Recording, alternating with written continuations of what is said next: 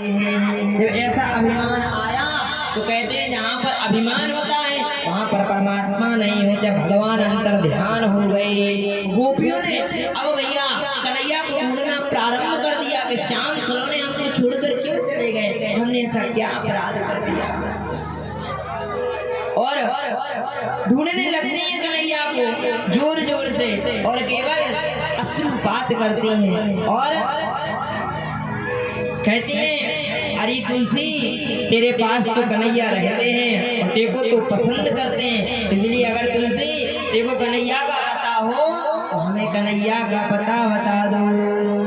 तुलसी के पास जाते हैं, मालती के पास जाते हैं, अरे मालती तुम्हें तो कन्हैया अधिक प्रेम करते हैं, बताओ कन्हैया कहाँ पर है। लेकिन किसी को भी बताकर कन्हैया नहीं गए। कहते हैं जहाँ अभिमान होता है वहाँ पर परमात्मा नहीं रहते।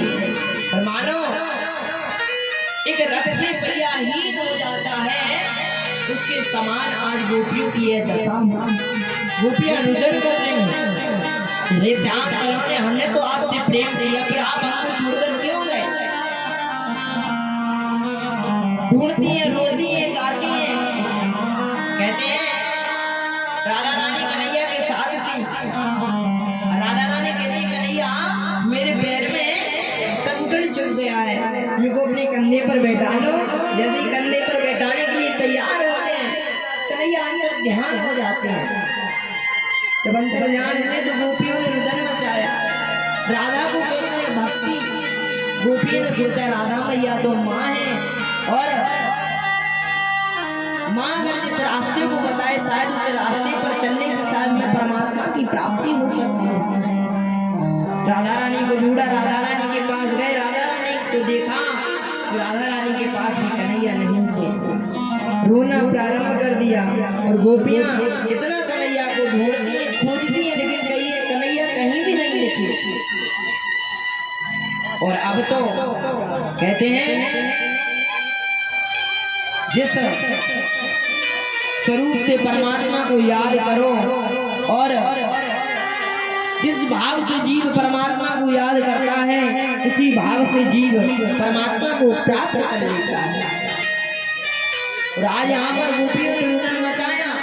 कहते हैं जिस पुकार को भगवान प्रकट हो जाते हैं उसी पुकार को हम गोपी गीत कहते हैं। गोपियों जयतिधिकं जन्मना प्रज शरदयेतिरा शाश्वतत्रयी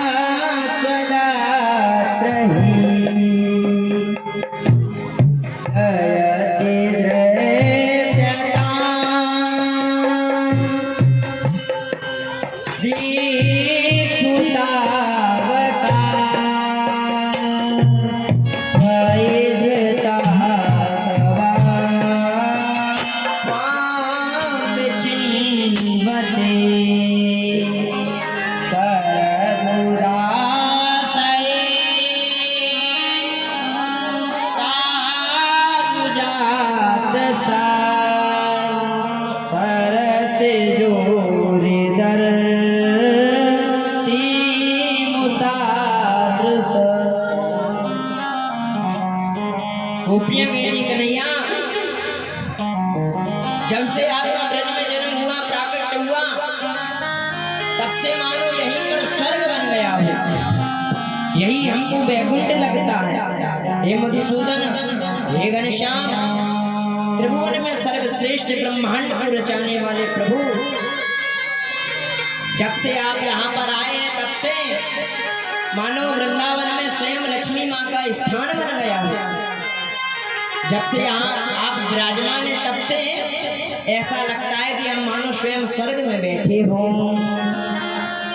और गोपियां कहती हैं कन्हैया जब आप गायों को चराने जाते थे ना तो हम इसी अभिलाषा में रहते थे कि कब हमारे कन्हैया वापस आएंगे, कब हम उनके दर्शन कर पाएंगे। नन्हे नन्हे पैरों से जब आप जाते थे पैदल और जब नन्हे नन्हे पैरों से आप पैदल आते थे तब हमको देखने में इतना आनंद आता था कि हमारे कन्हैया देखो गायों की सेवा कर रहे हैं। पूर्णतः पूरी कथा गा दी गोपियों ने। कहती है वह पूतना आई जब आपका प्राकट्य हुआ था, आते ही आपने उसका कल्याण कर दिया। षटकासुर, तृणावर्त इत्यादि दैत्य आए, अघासुर, बकासुर इत्यादि कहाँ के स्वर आए, आपने उनका भी कल्याण कर दिया। हे मधुसूदन, हे जगत को रचाने वाले, आप प्रकट हो जाइए।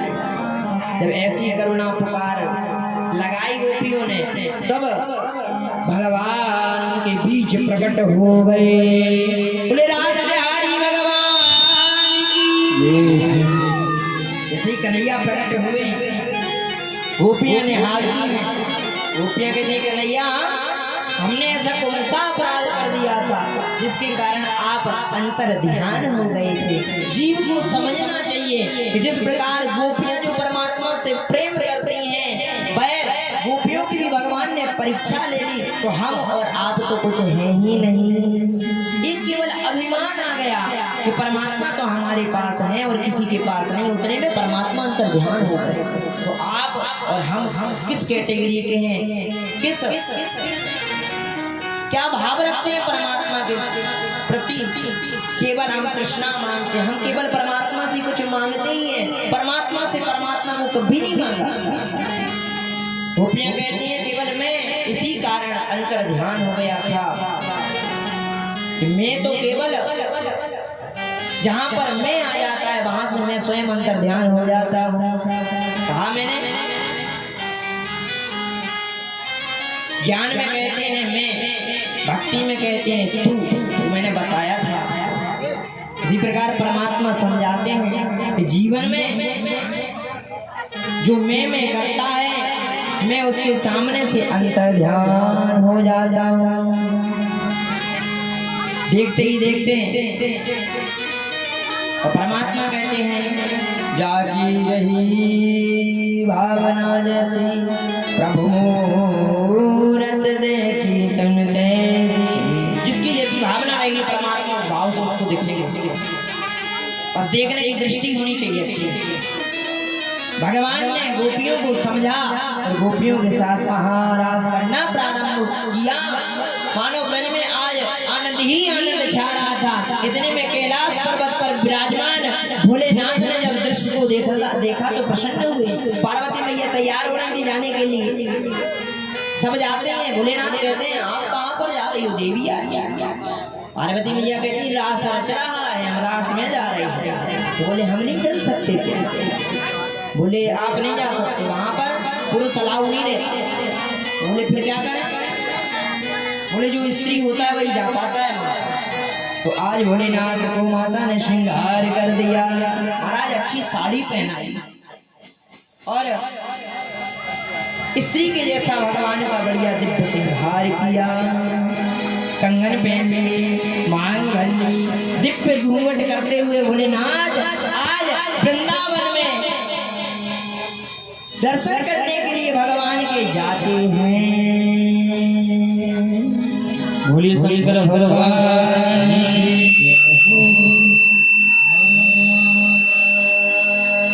एक दिन भोले भंडारी बन कर गए वृंदावन आ गए हैं, वृंदावन आ गए हैं, वृंदावन आ गए हैं, वृंदावन आ गए हैं। ओ पार्वती भी मनाने हारी, पार्वती भी मनाने हारी, रामाने त्रिपुरारी वृंदावन आ गए हैं, वृंदावन आ गए हैं, वृंदावन आ गए हैं।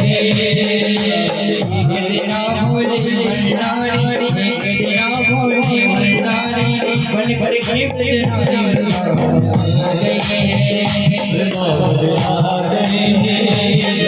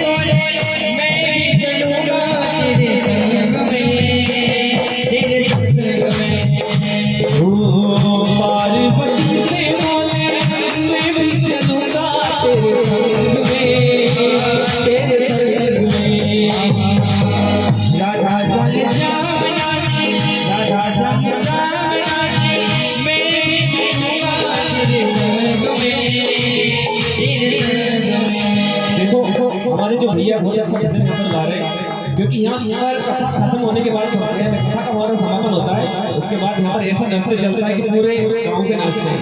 तो भैया भजन गा रहे हैं तो थोड़ा सा नृत्य गाँव वाले कर सकते हैं ना, तो उठा लो जो नृत्य करने की शौकीन है वो खड़े भी हो सकते हैं। वो एक दिन वो बोला बंधारी बनकर ब्रज की नारी रथ में आ गए हैं, रथ में आ गए हैं।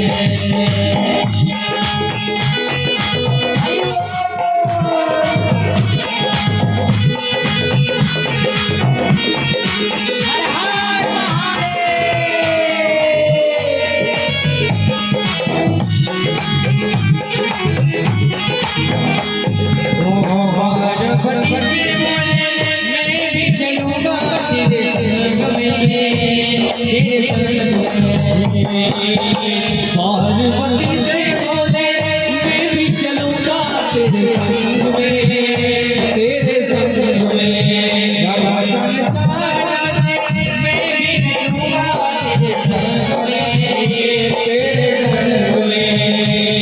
ओ राजा गागा में हरी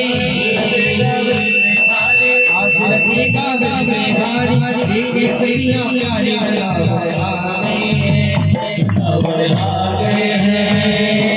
इकड़िया बोले भंडारी, इकड़िया बोले भंडारी, बन कर गए कजरारे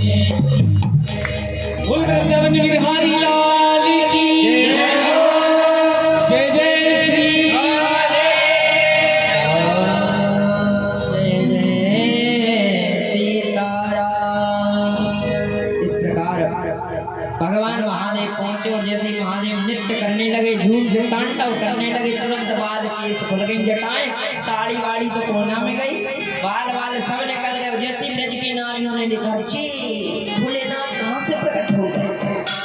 ब्रज की नारियों ने बड़ी सुंदर भगवान की हंसी की, लेकिन जो भगवान के दर्शन करने की अभिलाषा से जाता है उसका तो कल्याण होता ही है, और जो शर्म खाता है वो कभी भगवान को प्राप्त नहीं कर पाता।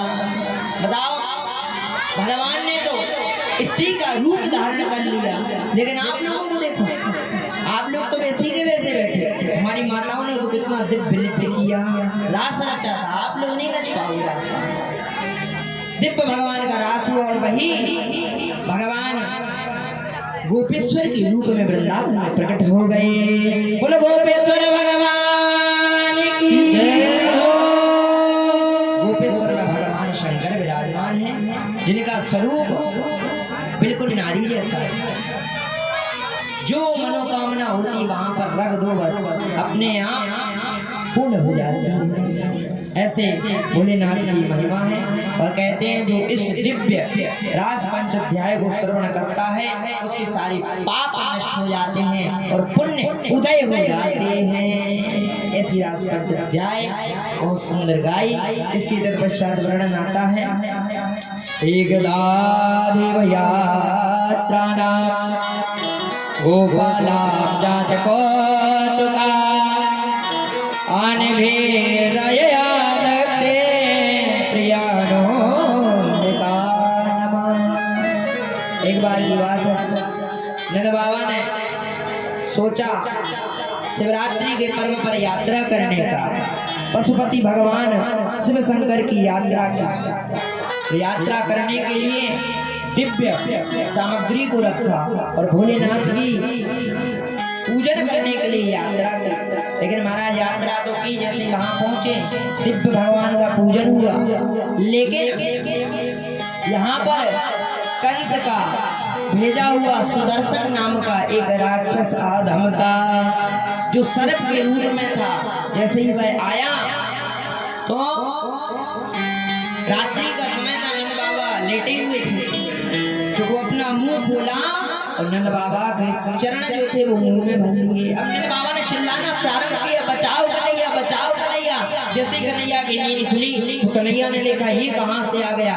जैसे ही कन्हैया गए, कन्हैया ने एक जोर से मुक्का दिया तो वो साइड हो गया और उसके प्राण निकल गए। उसके शरीर से दिव्य तेज निकला। जो बोला कि हे प्रभु, पूर्व में अंगिरा ऋषि के श्राप के कारण हमें को सर्प बनना पड़ा था, जिसके कारण आपके स्पर्श मात्र से मेरा उद्धार हो गया। इस प्रकार अंबिका एवं भगवान पशुपतिनाथ की पूजन की। इसके तत्पश्चात महाराज एक दिन की बात है कि भगवान गोपियों के साथ अलौकिक विहार कर रहे थे। तब उन्हीं के बीच में एक चूड़ नाम का दैत्य आता है, जो कंस ने भेजा के जाके उस कन्हैया को समाप्त कर जाता है। महाराज गोपियों के साथ भगवान विहार कर रहे थे तो उसने राक्षस रूपी वेश धारण करा था। तो गोप यानी ब्रज के किसी ग्वाले के रूप में शरीर को लिया। तो जितनी गोपियां थी सबको एक एक करके उठा के ले जाने लगा गुफा में। जैसे ही पता चला सब गायब होने लगे तो क्या करें। भगवान बलराम जी और कृष्ण जी बैठे थे तो बोले ये गायब कहाँ होते जा रहे हैं। तब देखा कि वह राक्षस गोपियों को ले जा रहा है। गोपियां चिल्ला रही त्राहि माम बचाओ कन्हैया। तो भगवान जाते हैं, भगवान उस राक्षस के ऊपर ऐसा प्रहार करते हैं, एक जोर से अच्छा जमाया चेथी में, तुरंत उसके प्राण निकल गए और उसके यहाँ से एक मणि निकली। उस मणि को बलराम जी को ले लिया। बलराम जी ने उस मणि को ले लिया।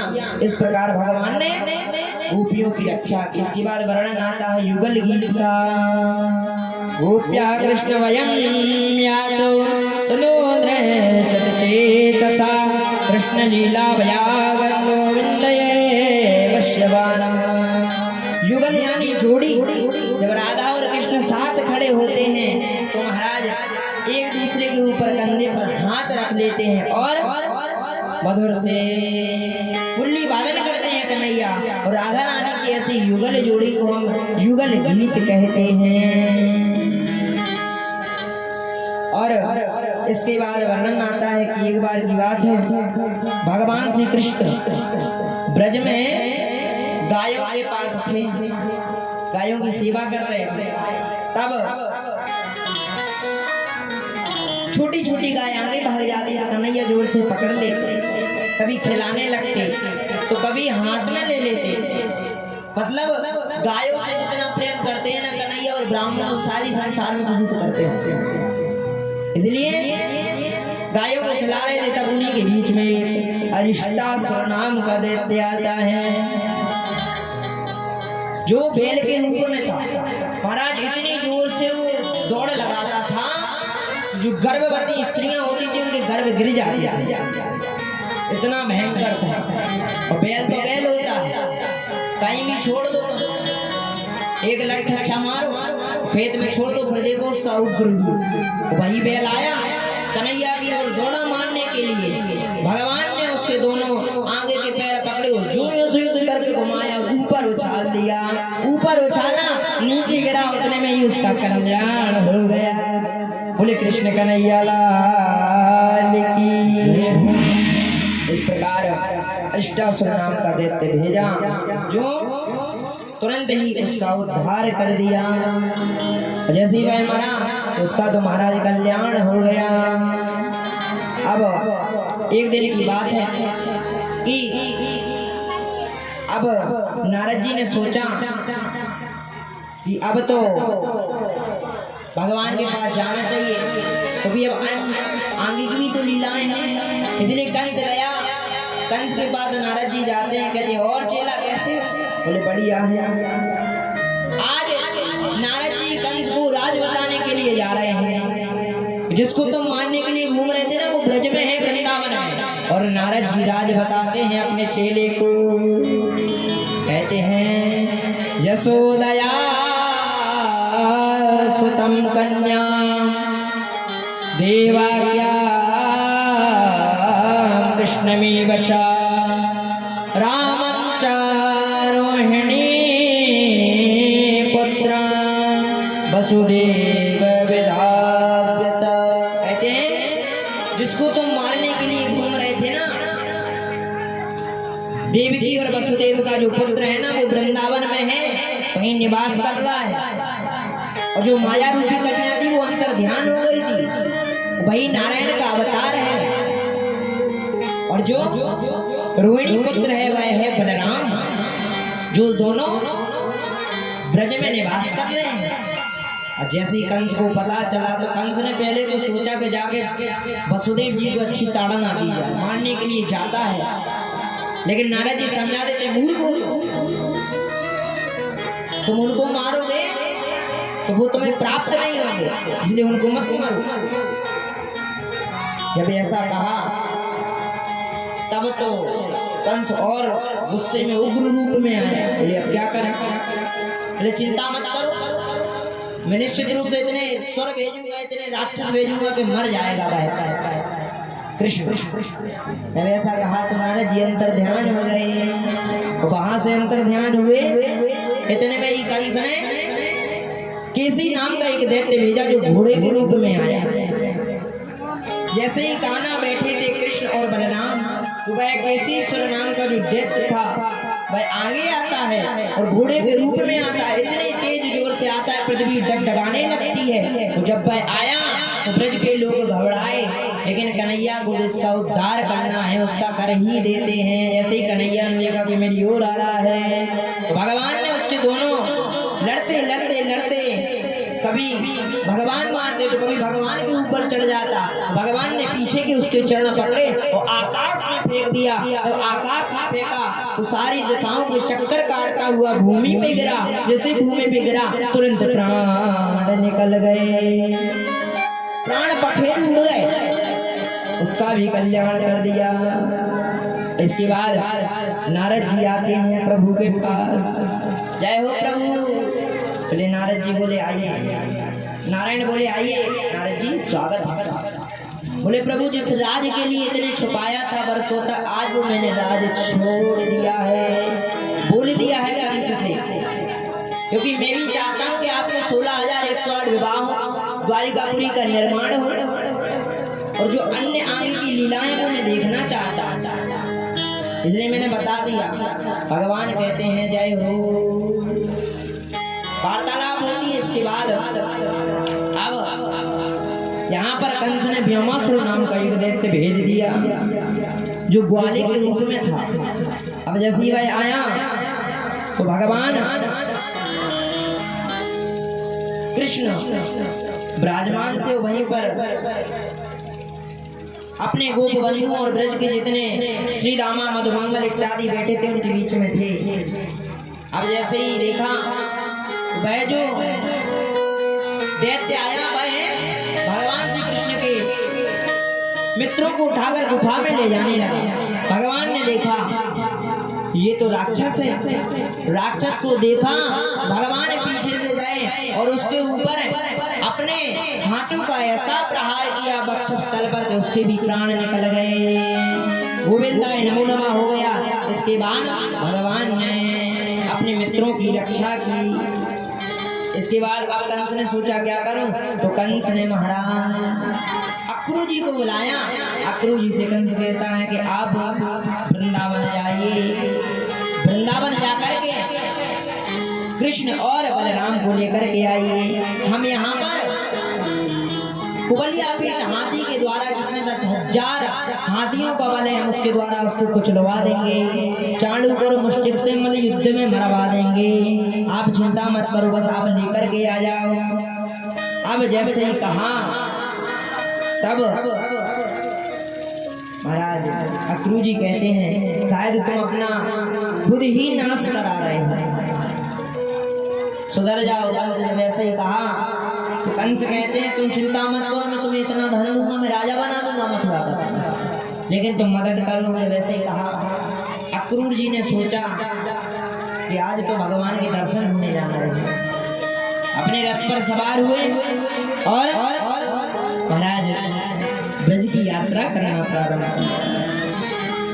मथुरा से वृंदावन की दूरी कितनी है? 12 किलोमीटर। लेकिन सुबह निकले अक्रूर जी और शाम को पहुंचे। क्यों? क्योंकि मन में सोचते हैं क्या पता मैं कंस का संदेशा लेकर के जा रहा हूँ, क्या पता वो मेरे को पापी दुष्ट न समझ लें। ऐसे मन में रोक लेते, आगे जाते फिर रुक जाते, फिर आगे जाते फिर रुक जाते, बोले क्या करें, परेशान है।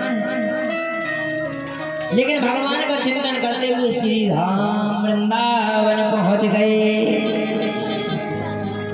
जैसे ही वृंदावन पहुंचे तो कन्हैया ने देखा कि चाचा जी आए हैं। अक्रूर जी ने देखा कि कन्हैया तो गाय का दोहन कर रहे हैं। बलराम और कृष्ण दोनों हैं, नीतांबर और पीतांबर ओढ़े हुए हैं, गायों का दोहन कर रहे हैं। जैसे ही देखा कि चाचा जी आए हैं तो चाचा जी को बढ़िया घाट पर बैठाया, स्वागत सत्कार कराया, जल पिलाया और महाराज पूछने लगे कैसे आया। ऐसे हैं चाचा जी? बढ़िया तो हैं, ठीक तो हैं, कोई दिक्कत तो नहीं हुई आने में? चाचा जी कहते हैं प्रभु आपके दर्शन हो जाए वही बहुत बड़ा कल्याण है। शायद मैंने पूरे जन्म में ऐसे कोई अच्छे कर्म किए होंगे जिसके कारण आपके इस स्वरूप का मेरे को दर्शन हो रहा है। और अब पूरा वृत्तांत बताते हैं कंस का। भगवान जान जाते हैं। भगवान कहते हैं ठीक है मैं चलने को तो तैयार हूँ, लेकिन आप मेरी माता को मत बताना, क्योंकि मेरी माता मुझसे बहुत प्रेम करती है। पता चला कि मैं जा रहा हूँ तो मेरी माता क्या पता प्राण छोड़ दे, इसलिए उनको मत बताना। बोले ठीक। समय बीता, सुबह हुई प्रातः कालीन। अब भैया गोपियों को रात में पता चल गया कि कन्हैया को कोई लेने के लिए आया है। गोपियों ने रात भर महाराज रोने लगती हैं और कहती हैं शायद वह परमात्मा के साथ खेल खेलता है हमारे प्रेम के साथ, शायद उसकी दृष्टि में हमारे प्रेम के लिए कोई मूल्य ही नहीं है। रात भर कन्हैया के लिए रोती रहती हैं गोपियां। सुबह हुई प्रातः कालीन अक्रूर जी रथ को तैयार करने लगे। भगवान श्री कृष्ण जाने के लिए तैयार होते हैं। नंद बाबा को भी पता चला तो नंद बाबा ने अपनी बैलगाड़ी के ऊपर जितने मक्खन के घाटे थे सबको रख लिया, क्योंकि टैक्स लेने जाते थे। अब प्रातः कालीन हुई, भगवान जाने के लिए तैयार हुए तो रथ पर जैसे ही आरूढ़ होने के लिए जाते हैं तो सोचते हैं मां के पास जाऊं। जैसे माता के पास जाते हैं, माता सामने विराजमान थी और कन्हैया जब माता को देखते हैं तो रुदन करने लगते हैं। कहते हैं माँ मैं उस दिन को कभी नहीं भूलूंगा जिस दिन आपने मेरे को ऊपर से बांध दिया था,